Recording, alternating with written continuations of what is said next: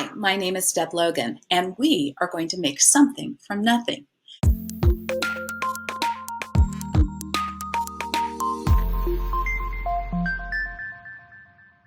This is the story of a journey from a face-to-face makerspace to a virtual makerspace, basically overnight. The name of the makerspace is the Idea Lab, and the Idea Lab sees 125% of 670 plus students every week face-to-face, and these are students in grades K through 5. And we're working on building resilience, fostering creativity, encouraging kids to make and learn from mistakes. We're supporting them socially and emotionally, and we are challenging them. So, underpinnings. Well, a good place to start are the 4 C's, and that involves collaborative thinking, communication, creativity, and definitely it also involves critical thinking. So those are some of the things we're doing in the Idea Lab. We are also looking at the engineering design process. This is embedded in everything we do. I even model it as I'm building the lessons, and sometimes we revise. And so what does that look like a little closer up? Well, we look at what the constraints are when we're looking at things. We define our problem. We find out about what's been done in the past or what we need to know about the materials available. We brainstorm ideas, and then we make plans. One of the exciting things that happen, this is so embedded in what we do, that even before I take the kindergartners through, okay, here's paper, here's pencil, let's put our ideas on paper. I have kindergartners saying, I think I need paper to write this out. I'm going to work on a plan. And that's exciting. Also then, after we have our plans, we create. We test what we create. And once we've tested it, then we look at what we can do to make it better. And we go through this cycle again until we get what we want to do.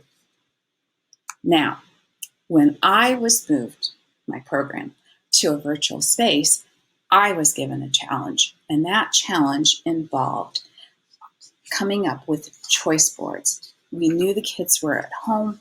We knew that this was a new situation and change is hard for everyone, but especially for young children. So we wanted to make things interesting.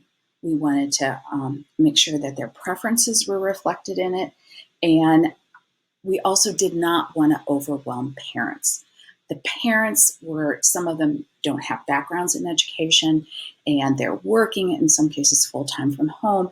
And this was a really scary time. How do we make this parent and child friendly? There were some constraints with these things in mind. For example, I teach in a district that is my school's a title school. That means a lot of my kids don't have very much. A high percentage of them don't. And so I had to operate from the premise that my kids might not have things to build or create from. So that was one of my constraints. Another constraint was our communication system was something called Class Dojo, which is a great communications system, but it's communicating with parents. I needed to get things to parents in a way that then they could get them to kids. And these were people who were working. They couldn't have their phones pinging all the time. We needed to really put things out one thing, put it out quickly, and make it accessible that way. So those were some of my constraints. And knowing that my children had so little and thinking about the nature of what I was doing and the nature of my program reminded me of a wonderful retelling of a Jewish folktale, Something from Nothing by Phoebe Gilman. And as I looked it up, I found a review from 1993 School Library Journal. And in this review, it talked about being a story of relationships. The Idea Lab is really based on relationships. Trust. It's one of the things I really work to build with the kids. It is a safe place. Transformation. That's what education should be. It's not just memorizing things. It's changing. It's making a difference. And optimism. And we had to be optimistic to make something from nothing. So what did that look like in my room? One of the things we do in my room we make mistakes and we celebrate mistakes. Chocolate chip cookies were a mistake. And if they were a mistake, I'm really cool with making mistakes. And my kids love the idea of great things coming from mistakes. When I ask them to tell new students about our program, it's one of the first things they talk about is that we make mistakes and they're cool. Another thing we do to build confidence and get kids to be resilient and be willing to try new things is we have ampersands all around the room. And I stress that I don't come in with just one idea. I come in with the idea that, and there might be other ideas. And I encourage them to bring their thinking and that it's safe to share their ideas and there's more than one way to do things. So that's one of the things we did to promote that, and optimism and trust. So, and in my title, I also thanked my grandmother. My grandmother raised her children during the Depression, and going to Grandma's house meant there weren't a bunch of toys. Grandma even made her own ketchup, but there was never a lack of things to do. My grandma did a lot with nothing. I can make tiaras, rings, necklaces, bracelets out of clover and other flowers. I can do amazing things with buttons and string. I can do string games. And grandmother kept us entertained every time. You never knew when a handkerchief was going to become a cradle holding babies, or it was going to be a bunny rabbit. And Grandma kept us entertained with nothing all the time. So I stopped and thought about what Grandma would have done. I also needed to think about where my kids were. Some of them are in apartments. And whether they were in apartments or in houses, there was bound to be a little bit of grassy space. So I walked around my yard to see what I could find out in the yard. I also walked around my house and thought about what basic things houses have, because it had to be the most basic things. And even then, I acknowledged not every kid is going to have very many blankets or anything, things like that. But I looked at what they were likely to have and what wouldn't. I didn't want to ask them to use things that would make them feel uncomfortable, like they were lacking. So a lot of thought went into this. The first week, I gave myself a little bit of grace. I knew that just about everybody has trash. And instead of doing a choice board, I did a really open idea project. And this time I videotaped myself so the kids would see a familiar adult that they knew and were comfortable with, smiling and being comfortable at a difficult time. And I invited them to go on a treasure hunt. And that treasure hunt was how they could make treasure out of trash. I challenged them to take one or more item that they had, look at it in a different way, and make something cool out of it. And then I asked them to share with me. And of course, anytime a child shared with me, whether it was a video, an email, a text, and these could be done through Dojo messages, or I shared my email address, I would respond and give them feedback and ask them about things that I knew about them. And so this became a conversation with a familiar adult as well. I did want to provide challenges for my older kids. Remember, I'm working K through 5. So for my older kids, with them in mind, or even younger kids who like to be challenged, I suggested they look around their house and find a problem that needed to be solved. And then to look at trash to see how they could solve their problem with trash. My first true choice board came, and it was a starting point. And one of the things I did on it was one of the most successful things I did throughout. I thought, well, most kids are going to have blankets, or there'll be blankets in the house. So I said, and I often reminded kids to ask permission before they did things, but I suggested that they make a blanket fort. And that was probably one of the most popular activities during this time. We did, at the very, very last day, bundle up as much stuff as we could, crayons, pencils, papers, and sent them home with our kids, knowing that when they got there, there were a lot of kids who wouldn't have much. So I was relatively confident at that point the kids would have some paper. So I knew I could use that. The game pieces remind me that I had them come up with a game idea where they could substitute other things and make games. And the dancing figure, it also is that it's not, you've got your physical things, you've got your creative things. Some kids are movers, so you needed to have things where kids would move. So you have a lot of different learning styles reflected in this choice board. So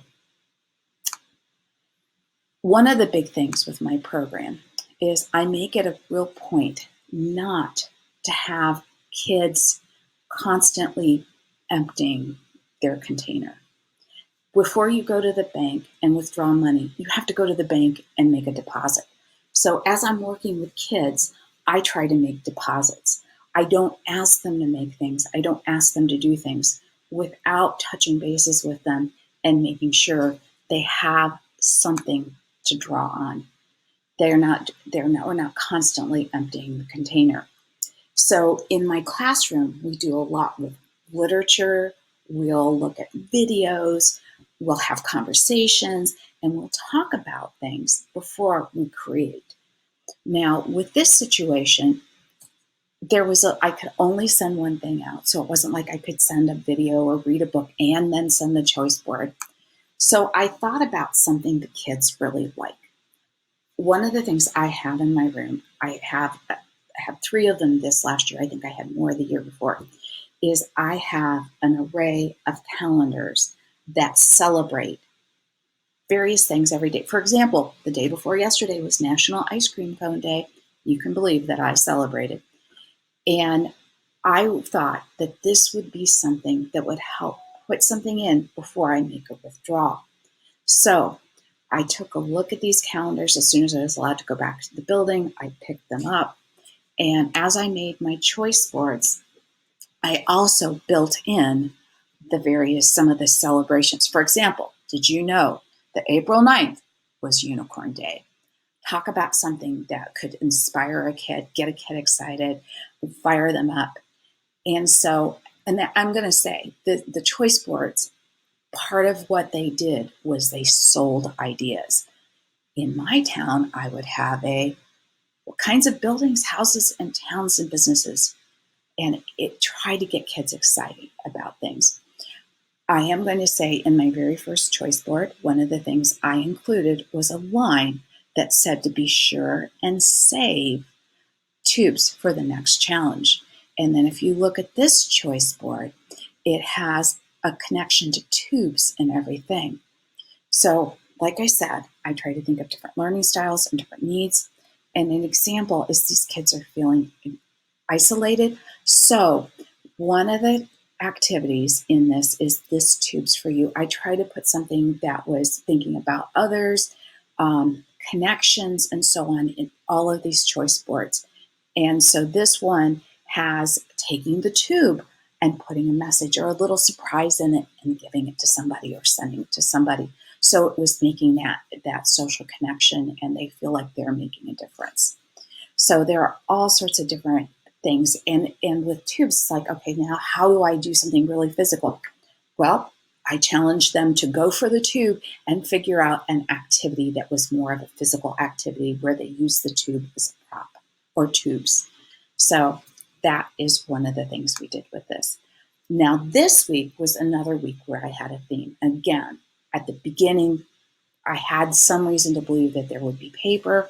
So this one had a paper theme. And again, there's definitely physical things. There are drawing things.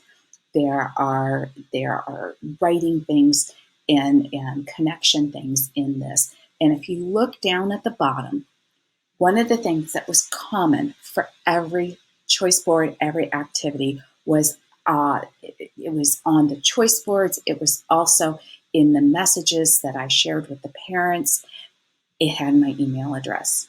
so that kids, my goal was for kids to make those connections, like I mentioned before, but it was also my goal to find out what the kids really liked, what things were the most successful. And it gave me a lot of insights as I continued to design. Go back to that design process. I used it in working on this as well. So moving forward, here is one that is a broader one. I want to highlight that in addition to having the days of the week, I also included what each, like you have National Poetry Month, which it also is Straw Hat Month. So like one would be on one choice board, another one would be on another and another. And again, I challenge the kids to make connections between the activity ideas and the special days of the week or the special months, so that that raised the level of complexity for the kids who needed a little more challenge. Now, as I'm working on this, I'm also thinking about the parents.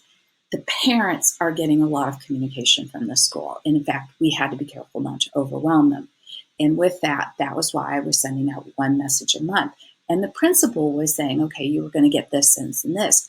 But with all the things going on, I wanted to make sure it was clear why I was dumping this into their dojo feed. So I wrote messages like, some of it was directed towards the kids, but some of it was to the parents. Parents, thank you. Okay, let's get this to move. For getting the choice boards to the kids for them to enjoy. Have a great week, Spartans. So there were little things in there about, these are optional. I hope you find one you like or more. And so I really worked at making it a lot more user-friendly that way. And so there were clear expectations. Clarity is kindness. That's something I hear at school, and I agree with 100%. With that, here is another one. Again, you've got your days of the week, you've got your connections, you've got your email address. And by now, this is a very familiar pattern. The kids know what to look for. They know what to expect. And it's something they were watching for. It was on Tuesdays was the Idea Lab Day. And so what I want to tell you is, as I'm flipping through these and you're going, wait a minute, they are posted. On the last slide, I have a tiny URL that you can go to and see these choice boards. I also have a QR code that you can use. And in addition to that, you will find my email address, my home one. I mean, the school one's on the papers, but this is my home one. And I want to thank you for sharing this time with me. And I would like to invite you to send any questions, additional ideas. I always love additional ideas, comments, concerns to me at deb.jd3logan@gmail.com. And I invite you to follow the QR code or https://tinyurl.com/virtualmake and see the choice boards that I created this spring. And it was a pleasure being with you and finding out about something from nothing.